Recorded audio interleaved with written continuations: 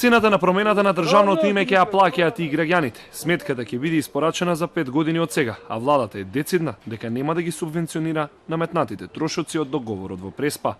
Оние граѓани повозрасни од 27 години кои поседуваат автомобил, а во изминативе неколку години веќе ги обновиле личните документи, најдоцна за 5 години кога истекува рокот ќе мораат да одвојат непланирани 3800 денари. Патна исправа 1600 до 1800 денари. Лична карта 190 денари. Возачка дозвола 390 денари. Сообраќајна дозвола 200 денари. Регистерски таблички 1200 денари. Први ќе трошат МВР за набавка на нови патни исправи и регистарски таблички, а ќе ги добијат оние граѓани на кои редовно им истекуваат или бараат обнова.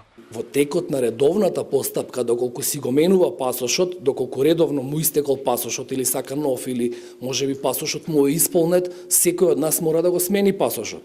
Во тие ситуации си тече редовната постапка. А во другите? Во други ситуации во моментов не е утврдена постапката, меѓутоа рокот е 5 години. После тие 5 години нема нови пасоши. Тоа значи дека новите пасоши кои што ќе бидат издавани во меѓувреме додека не стигнат со уставното име пасошите, можно е истекот на рокот на тие пасоши да биде 5 години наместо сегашните 10. Ама на трошок на трошок на граѓаните, да, секој сам ќе си го сноси тој трошок. НМК е налетницата која секој ќе добие за излез од државата, а ќе трае до истекот на тековната регистрација. Меѓуресорската група ќе има 4 бурни месеци за кои ќе треба да креира лого со новото име, димензии на табли, а потоа да ги закачи на сите институции на централно и локално ниво. Генералниот секретаријат во рокот 7 дена ќе изготви софтвер кој ќе ги содржи сите институции на државно и локално ниво, како и димензиите на јавните табли. Промената на сите табли на централно и локално ниво да се заврши во рокот 4 месеци. Во моментов не би знаел да ви кажам точно кој ден во рокот од овие 4 месеци ќе имаме новото име ќе биде поставено во некоја форма на зградата на владата на Република Северна Македонија.